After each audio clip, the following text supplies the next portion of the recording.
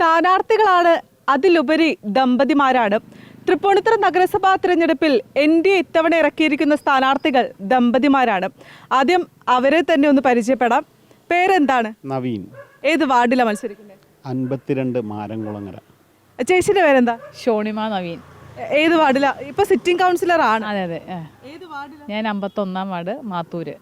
ഇപ്പോൾ ഈ തിരഞ്ഞെടുപ്പ് പ്രചാരണങ്ങളൊക്കെ എങ്ങനെ പോകുന്നു? തിരഞ്ഞെടുപ്പ് വിശേഷങ്ങളൊക്കെ ആദ്യം എങ്ങനെ പോകുന്നു? നല്ല രീതിയിൽ മുന്നോട്ട് പോവുകയാണ്. തൃപ്പൂണിത്തുറ ഭരിക്കും എന്നുള്ള ഒരു ആത്മവിശ്വാസത്തോടു കൂടി തന്നെയാണ് പാർട്ടി ഇന്ന് മുന്നോട്ട് പോകുന്നത്. വീടുകളിൽ കയറിയുള്ള പ്രചരണമൊക്കെ ഏത് ഘട്ടത്തിലായി? ഇപ്പോൾ നല്ല രീതിയിൽ തന്നെ നടന്നുകൊണ്ടിരിക്കുകയാണ്. പ്രവർത്തകർ ഒറ്റക്കെട്ടായി തന്നെ തൃപ്പൂണിത്തുറ പ്രാവശ്യം ഭരിക്കണം എന്നുള്ള ഒരു നല്ലൊരു പോസിറ്റീവ് ആയിട്ടാണ് ഞങ്ങളുടെ വർക്ക് ഇപ്പോൾ മുന്നോട്ട് പോകുന്നത്. ചേച്ചീനെ പ്രത്യേകിച്ച് അവർക്ക് പരിചയപ്പെടുത്തി കൊടുക്കേണ്ട ആവശ്യമില്ല എന്ന് തോന്നുന്നു, കാരണം സിറ്റിംഗ് കൗൺസിലറാണ്. എന്നാലും ചോദിക്കുകയാണ്, ഈ പ്രചരണ വിശേഷങ്ങളൊക്കെ എങ്ങനെ പോകുന്നു? വളരെ നന്നായിട്ട് തന്നെ പോകുന്നുണ്ട്. ഈ പറഞ്ഞ പോലെ എല്ലാവർക്കും നല്ല പരിചയമുള്ള ഇതാണ്. പിന്നെന്താണെന്ന് വെച്ചൊരു പ്രത്യേകത എന്ന് വെച്ചാൽ എൻ്റെ വാർഡ് ഇപ്പോൾ വിഭജനം വന്നപ്പോഴത്തേനും പോപ്പുലേഷൻ കുറഞ്ഞു. 882 വോട്ടാണ് ഉള്ളത്. അവിടെ 5 സ്ഥാനാർത്ഥികളാണുള്ളത് ഇപ്പോൾ നിലവിൽ. അപ്പം ആ ഒരു പ്രത്യേകതയുണ്ട്.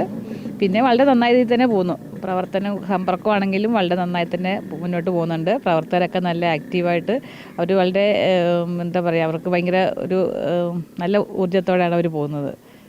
ഭാര്യ സിറ്റിംഗ് കൗൺസിലറാണ്. ചേട്ടൻ ആദ്യമായിട്ടാണ് ഈ മത്സര രംഗത്തേക്ക് ഇറങ്ങുന്നത്. അതെങ്ങനെയുണ്ട് ആ ഒരു ഫീലിംഗ്? സംഘടന ഇതുവരെ ബിഹൈൻഡ് കർട്ടനായിരുന്നു. നമ്മളുടെ മണ്ഡല അധ്യക്ഷനായിരുന്നു. അപ്പോൾ വിവിധ ചുമതലകളിൽ കാലങ്ങളായിട്ട് മുന്നോട്ട് പോവുകയാണ്. അപ്പോൾ ഇപ്പോൾ പാർട്ടി എന്നോട് മത്സരിക്കാൻ പറഞ്ഞു. നമുക്ക് തൃപ്പൂണിത്തുറ ഭരിക്കണം. അതിന് വേണ്ടിയിട്ടുള്ള ഒരു ശ്രമമാണ് ഞങ്ങളിന്ന് നടത്തിക്കൊണ്ടിരിക്കുന്നത്. അതിൽ പാർട്ടി ഒരു പരിധിവരെ ഇന്ന് വിജയിച്ച് നിൽക്കുകയാണ്. നിങ്ങൾ ഈ വീട്ടിൽ രാഷ്ട്രീയമൊക്കെ അപ്പോൾ ചർച്ച ചെയ്യാറുണ്ട്? ഈ വാർഡുകളിലെ പ്രധാന പ്രശ്നങ്ങൾ എന്തൊക്കെയാണ്, അത് നമുക്ക് എങ്ങനെ പരിഹരിക്കാം, അങ്ങനെ എന്തെങ്കിലും രാഷ്ട്രീയ ചർച്ചകളൊക്കെ വീട്ടിൽ നടക്കാറുണ്ടോ? വീട്ടിൽ പിന്നെ ഇത് രാഷ്ട്രീയപരമായിട്ടുള്ള എല്ലാ കാര്യങ്ങളും ചർച്ച ചെയ്യണമല്ലോ, സ്വാഭാവികമല്ലേ. ഇന്ന് നാട്ടിൽ നടക്കുന്ന എല്ലാ കാര്യങ്ങളും ഇന്ന് ചർച്ചയിലാണ്. ഇന്ന് ലോകം മുഴുവനും അല്ലെങ്കിൽ നമ്മുടെ കേരളത്തിൽ മുഴുവനും ഇന്ന് രാഷ്ട്രീയം ചർച്ച ചെയ്യപ്പെടുന്നുണ്ട്. വിവിധങ്ങളായിട്ടുള്ള വിഷയങ്ങളുടെ പേരിലാണെന്ന് മാത്രമേ ഉള്ളൂ. എങ്ങനെ, എന്താണ് ഇപ്പോൾ സ്വന്തം വാർഡല്ല, വാർഡ് മാറിയാണ് മത്സരത്തിന് ഇറങ്ങിയിരിക്കുന്നത്. അപ്പോൾ കുറച്ചധികം പ്രയത്നിക്കേണ്ടതുണ്ട് ഈ ജനങ്ങളെ, അല്ലെങ്കിൽ ജനങ്ങളെ മനസ്സിലാക്കാൻ, ജനങ്ങൾക്ക് വിശ്വാസം വരുത്താൻ വേണ്ടി കുറച്ചധികം പ്രയത്നിക്കേണ്ടതുണ്ട്. അതൊക്കെ എങ്ങനെ പോകുന്നു? ഇപ്പോൾ ഷോണിമ മത്സരിച്ചത് താമസിക്കുന്ന വാർഡിലല്ല, ഞങ്ങൾ തൊട്ടപ്പുറത്തെ വാർഡിലാണ്. അപ്പോൾ വിജയിച്ചു. 5 വർഷത്തെ ഭരണം എന്താണെന്ന് ജനം കണ്ടു. 17 കൗൺസിലർമാരുണ്ട് ഇവിടെ. പാർട്ടിയുടെ 17 കൗൺസിലർമാരും നടത്തിയിരിക്കുന്ന പോസിറ്റീവായിട്ടുള്ള പ്രവർത്തനം ജനം വീക്ഷിക്കുന്നതാണ്. ഒപ്പം തന്നെ നരേന്ദ്രമോദിയുടെ പദ്ധതികൾ ജനങ്ങൾ വീക്ഷിക്കുന്നതാണ്. മാത്രമല്ല, ഞാനിപ്പോൾ മത്സരിക്കുന്ന സ്ഥലം എന്ന് പറഞ്ഞിട്ടുണ്ടെങ്കിൽ എൻ്റെ തറവാടിരിക്കുന്ന സ്ഥലമാണ്. ഞാൻ കളിച്ചു വളർന്ന മണ്ണാണ്. അപ്പോൾ ഇവിടുത്തെ ജനങ്ങൾക്ക് ഞാൻ അപരിചിതനല്ല. ഞാനിവിടെ വർഷങ്ങളായിട്ട് തന്നെ ഞാൻ പ്രയത്നിക്കുന്ന ഒരു സ്ഥലമാണ്. അപ്പോൾ ഞാൻ താമസിക്കുന്നത് അപ്പുറത്താണെന്ന് മാത്രമേ ഉള്ളൂ. എൻ്റെ കൂട്ടക്കാരും കുടുംബക്കാരും ബന്ധുക്കളും ഒക്കെ മുഴുവനും ഇവിടെ തന്നെയാണ്. അപ്പോൾ അതുകൊണ്ട് ഇതൊരു എനിക്ക് അന്യമായിട്ടുള്ളൊരു സ്ഥലമല്ല. എന്നെ ഇൻട്രൊഡ്യൂസ് ചെയ്യാനും പുതിയ ആവശ്യമില്ല. കാരണം ഞാനൊരു പുതിയ ആളല്ല ഇവിടെ. നിലവിൽ CPM ആണ് ഇവിടെ ഭരിക്കുന്നത്. അങ്ങനെ ആകുമ്പോൾ ഇനി ഈ അധികാരത്തിൽ എത്തുകയാണെങ്കിൽ എന്തെല്ലാം വികസന പ്രവർത്തനങ്ങളാണ് ഇവിടെ കൊണ്ടുവരണമെന്ന് ആഗ്രഹിക്കുന്നത്? എന്തെല്ലാമാണ് ജനങ്ങൾ നേരിടുന്ന പ്രധാന പ്രശ്നങ്ങൾ? ജനങ്ങൾ നേരിടുന്ന പ്രധാനപ്പെട്ട പ്രശ്നം, ഇവിടെ വൈറ്റിലേക്കൊക്കെ പോകണമെങ്കിൽ ഒരു അണ്ടർപാസ് ഉണ്ട്, അത് ക്ലിയർ ചെയ്യാനുണ്ട്. റെയിലിൻ്റെ സൈഡിലുള്ള വീട്ടുകാർ അനുഭവിക്കുന്ന കുറേ പ്രശ്നങ്ങൾ, ഒപ്പം തന്നെ വെള്ളക്കെട്ട് മുതൽ റോഡിൻ്റെ ശോചനീയാവസ്ഥ വരെയുള്ള വിവിധ വിഷയങ്ങൾ, അതുപോലെ തന്നെ റെയിൽ സൈഡിലുള്ള ലൈറ്റിൻ്റെ പ്രശ്നങ്ങൾ, അങ്ങനെ വേസ്റ്റ് മാനേജ്മെൻറ്റ് അടക്കം ഒരുപാട് വിഷയങ്ങൾ ഇവിടെ ഇന്ന് ചർച്ച ചെയ്യുന്നുണ്ട്. പല വീടുകളും ചെല്ലുമ്പോഴത്തേക്കും അവരുടെ കാര്യങ്ങൾ പറയുന്നത് ഇത്തരത്തിലുള്ള വിഷയങ്ങളാണ്. ആ വിഷയങ്ങൾക്കെല്ലാം പരിഹാരം കാണാൻ വേണ്ടുന്ന കാര്യങ്ങൾ നമ്മൾ പഠിച്ച് കൃത്യമായിട്ട് അത് ശാസ്ത്രീയമായി എങ്ങനെയൊക്കെ നടപ്പാക്കാം. ഇപ്പോൾ വേസ്റ്റ് മാനേജ്മെൻറ്റ് മുതൽ വെള്ളക്കെട്ട് വരെയുള്ള കാര്യങ്ങൾ, റോഡിൻ്റെ അടക്കം, ഇതെല്ലാം ശാസ്ത്രീയമായിട്ട് തീർക്കേണ്ട വിഷയമാണ്.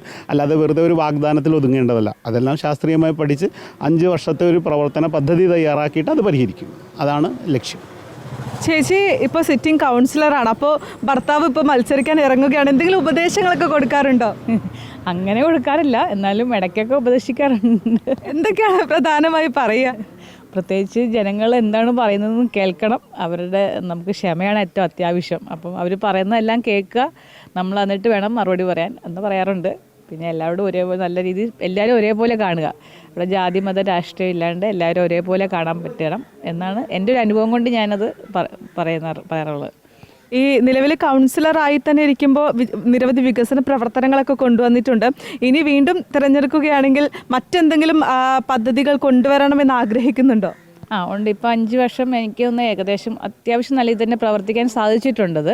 അവിടെ ജനങ്ങളുടെ സപ്പോർട്ടും ഉണ്ടായിരുന്നു. അപ്പം ഇനിയിപ്പം 1-2 കാര്യങ്ങൾ എൻ്റെ മനസ്സിലുണ്ട്. ഒരു പ്രത്യേകിച്ചും മെയിനായിട്ടും വനിതകൾക്ക് വേണ്ടിയിട്ട് ഒരു വനിതാ ജിമ്മ്, ഒരു ഓപ്പൺ ജിമ്മ് കൊണ്ടുവരണമെന്നൊരു ആഗ്രഹമുണ്ട്. പിന്നെ അതുപോലെ തന്നെ റോഡിൻ്റെ, എൻ്റെ വാർഡിലെ സംബന്ധിച്ചാണെങ്കിൽ അവിടുത്തെ റോഡ്, ഒരു കണിയാമ്പുഴ മാത്തൂർ റോഡിൻ്റെ ഒരു വലിയ പ്രശ്നമാണ് അത്. അപ്പോൾ അതൊന്ന് എന്തെങ്കിലും അതിന് വേണ്ടിയിട്ട് ചെയ്യണമെന്ന് ആഗ്രഹമുണ്ട്. പിന്നെ അതുപോലുള്ള അത്യാവശ്യം സ്ത്രീകൾക്കും കുട്ടികൾക്കും വേണ്ടതായിട്ടുള്ള എന്തെങ്കിലും ജനക്ഷേമ പദ്ധതികൾ കൊണ്ടുവരണമെന്ന് ആഗ്രഹമുണ്ട്. എന്തായാലും നിരവധിയായിട്ടുള്ള പദ്ധതികൾ മനസ്സിലുണ്ട്. അതെല്ലാം തന്നെ അധികാരത്തിൽ എത്തിക്കഴിഞ്ഞു വെച്ചാൽ പ്രാവർത്തികമാക്കാൻ വേണ്ടി കാത്തിരിക്കുകയാണ്. ഇത്തവണ തിരഞ്ഞെടുപ്പ് ഈ പൊതുവെ സംസ്ഥാനത്ത് ഈ തിരഞ്ഞെടുപ്പ് ചൂട് കനത്തുകൊണ്ടിരിക്കുകയാണ്. ഓരോ പാർട്ടികളും അവരുടേതായിട്ടുള്ള വികസന പ്രവർത്തനങ്ങൾ മുന്നോട്ട് കൊണ്ടുവരുന്ന സാഹചര്യം അടക്കമുണ്ട്. ആ ഒരു നിലയിൽ ഇത്തവണ ഭരണം, തൃപ്പൂണിത്തുറയിലുള്ള ഭരണം, നഗരസഭാ ഭരണം BJPക്ക് പിടിച്ചെടുക്കാൻ സാധിക്കുമെന്ന് വിശ്വസിക്കുന്നുണ്ടോ? തീർച്ചയായിട്ടും പ്രാവശ്യം അത്ര വലിയൊരു ആത്മവിശ്വാസത്തിലാണ് ഞങ്ങളൊക്കെ മുന്നോട്ട് പോകുന്നത്. കാരണം വെച്ചാൽ ഞാൻ താമസിക്കുന്ന വാർഡ് BJP സിറ്റിംഗ് വാർഡാണ്. ഷോണിമയുടെ വാർഡ് സിറ്റിംഗ് ആണ്. ഇത് പുതിയൊരു സ്ഥലമാണ്. അപ്പോൾ പുതിയൊരു സ്ഥലത്ത് വന്ന് പാർട്ടി നമ്മളെ ഇറക്കിയേക്കാണ്. അപ്പോൾ സ്വാഭാവികമായിട്ട് പുതിയൊരു സ്ഥലം നമ്മൾ ഇറങ്ങി പാർട്ടിക്ക് മുന്നോട്ട് പോകാൻ വേണ്ടുന്ന പ്രവർത്തനത്തിലേക്ക് ഇന്ന് എല്ലാവരും ഒറ്റക്കെട്ടായിട്ട് മുന്നോട്ട് പോവുകയാണ്. അതിനകത്ത് കൃത്യമായിട്ടുള്ള ഒരു പ്രവർത്തനത്തിലേക്കാണ് ഇന്ന് പാർട്ടി പോകുന്നത്. കാരണം ഞാൻ നേരത്തെ പറഞ്ഞു, വികസിത കേരളം എന്ന് പറഞ്ഞുകൊണ്ട് സംസ്ഥാന അധ്യക്ഷൻ വികസനമാണ് മുന്നിൽ വച്ചിരിക്കുന്നത്. വേറെ ഒരു അജണ്ടയുമില്ല. ഇവിടെ വിവിധ വിധങ്ങളായിട്ടുള്ള കോൺട്രവേഴ്സിയുള്ള വിഷയങ്ങൾ ഇവിടെ ചർച്ച ചെയ്യപ്പെടുന്നുണ്ട്. ആ ചർച്ച ചെയ്യപ്പെടുന്ന വിഷയങ്ങളെല്ലാം ജനങ്ങൾ അവെയറുമാണ്. അപ്പോൾ ഭാരതീയ ജനതാ പാർട്ടി ജനങ്ങൾക്ക് ഇന്ന് വിശ്വാസത്തിലെടുത്ത് മുന്നോട്ട് പോകാൻ പറ്റുന്ന ഒരു പ്രസ്ഥാനമായിട്ടിന്ന് മാറിയിട്ടുണ്ട്. ആ രീതിയിൽ തന്നെ വികസനം, ഇപ്പോൾ നരേന്ദ്രമോദി സർക്കാർ അധികാരത്തിൽ വന്നതിന് ശേഷം ഇപ്പോൾ ഇലക്ഷന് നിൽക്കുമ്പോൾ ഞങ്ങൾക്ക് രാഷ്ട്രീയമുണ്ട്. ജയിച്ച് കഴിഞ്ഞിട്ടുണ്ടെങ്കിൽ ഞങ്ങൾ ജനങ്ങളുടെ കൗൺസിലർമാരാണ്. നരേന്ദ്രമോദി ജനങ്ങളുടെ, ഭാരതത്തിലെ മുഴുവനും ജനങ്ങളുടെ പ്രധാനമന്ത്രിയാണ്. ആ കാഴ്ചപ്പാടാണ് മോദി ഞങ്ങൾക്ക് തന്നിട്ടുള്ളത്. അത് തന്നെയാണ് ഞങ്ങൾക്കിപ്പോൾ തൃപ്പൂണിത്തുറയിലുള്ള 17 കൗൺസിലർമാരും ഇതുവരെയുള്ള പ്രവർത്തനം കൊണ്ട് കാഴ്ചവെച്ചിരിക്കുന്നത്. അത് ജനം കണ്ടിട്ടുണ്ട്. ആ ജനം ഞങ്ങൾക്ക് വോട്ട് ചെയ്യും. തൃപ്പൂണിത്തുറയെ ഞങ്ങൾ ഭരിക്കും. ഇപ്രാവശ്യം ഞങ്ങൾ ജയിക്കും. തൃപ്പൂണിത്തുറ പിടിച്ചെടുക്കുമോ ചേച്ചി? അതെ, ശരിക്കും തന്നെ പിടിച്ചെടുക്കും. എല്ലാ സ്ഥാനാർത്ഥികളും BJP സ്ഥാനാർത്ഥികളോടും സംസാരിക്കുമ്പോഴും അവർ പറയുന്ന കാര്യം ഇത് തന്നെയാണ്. തൃപ്പൂണിത്തുറ ഇത്തവണ ഞങ്ങൾ പിടിച്ചെടുക്കും. അത് തന്നെയാണ് വിശ്വാസം. അതെ, അത് തന്നെയാണ് വിശ്വാസം. കാരണം നമുക്ക് ഒത്തിരി കാര്യങ്ങൾ നമുക്ക് തൃപ്പൂണിത്തുറയെ കൊണ്ടുവരാനുണ്ട്. അതിന് BJP ഭരണം വന്നാൽ മാത്രമേ സാധിക്കുകയുള്ളൂ. എന്നാൽ മാത്രമേ അതിന് നമുക്ക് അതുകൊണ്ട് ഭരണം കിട്ടും എന്നുള്ള ഉറപ്പിലാണ് ഞങ്ങളെല്ലാവരും അതിന് വിശ്വസിച്ചിരിക്കുന്നത്.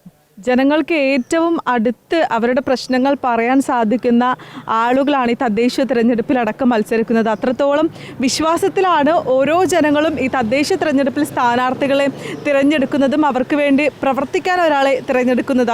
അത് ആ വിശ്വാസം കാത്ത് സംരക്ഷിക്കാൻ ബാധ്യസ്ഥരാണ് എല്ലാവരും. ഇന്ന് ജനങ്ങൾക്ക് വിശ്വാസമുള്ളത് കൊണ്ടാണല്ലോ ഇപ്പോൾ എൻ്റെ വാർഡ്, താമസിക്കുന്ന വാർഡ് വിജയിച്ചത്. അപ്പം തന്നെ ഷോണിമയുടെ വാർഡ് വിജയിച്ചത്. ഇനി ഇവിടുത്തെ ജനങ്ങൾക്ക് ഞങ്ങൾ ഉറച്ച വിശ്വാസമുണ്ടെന്നുള്ള ഉത്തമ ബോധ്യമുണ്ട്. ആ ഒരു ബോധ്യത്തിൽ തന്നെയാണ് ഞങ്ങൾ മുന്നോട്ട് പോകുന്നത്. സ്വാഭാവികമായിട്ടും ഞങ്ങൾ വിജയിക്കും. പ്രവർത്തനം, അതായത് തൃപ്പൂണിത്തുറ മുനിസിപ്പാലിറ്റിയിൽ എന്താണ് BJP ചെയ്യാൻ പോകുന്ന വികസനം എന്നുള്ളത് അടുത്ത 5 വർഷം ഈ നാട്ടിലെ ജനങ്ങൾ കാണും. അത്തരത്തിലുള്ള കൃത്യമായ പ്രവർത്തന പദ്ധതി തയ്യാറാക്കിയിട്ടുണ്ട്. അതനുസരിച്ച് തന്നെയാണ് പാർട്ടി ഇന്ന് മുന്നോട്ട് പോകുന്നത്. അപ്പോൾ ഷോണിമ ചേച്ചിയും നവീനേട്ടനും സെറ്റാണ്. വലിയ ആത്മവിശ്വാസത്തിൽ തന്നെയാണുള്ളത്. ഇത്തവണ BJP തന്നെ സീറ്റ് പിടിച്ചെടുക്കും, ഭരണം പിടിക്കും എന്നൊരു ഉറച്ച വിശ്വാസം തന്നെയാണ് ഇവർക്കുള്ളത്. അതെന്തായാലും ആ വിശ്വാസം രക്ഷിക്കട്ടെ എന്ന് തന്നെ നമ്മളും പറയുകയാണ്. ക്യാമറാമാൻ ജിഷ്ണുവിനൊപ്പം വിനയരാജ്, കേരള വിഷൻ ന്യൂസ്, കൊച്ചി.